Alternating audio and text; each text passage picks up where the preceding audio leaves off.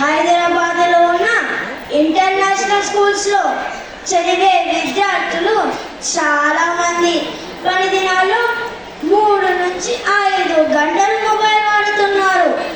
సెలవు దినాల్లో అయితే అంతకు డబుల్.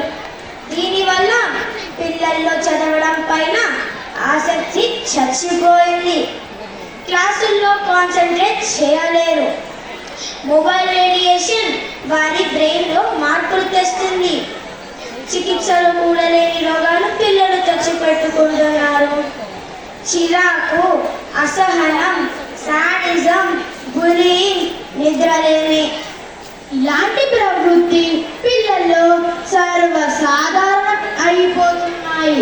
మన ఇంటి చుట్టూరా బురద నీళ్లు ఉంటే మన ఇంటిని ఎంత శుభ్రంగా ఉంచుకున్నా అది ఎంతో కొంత ప్రభావితం చేస్తుంది. ఇటీవల వెలుగులోకి వచ్చిన కొన్ని విషయాలు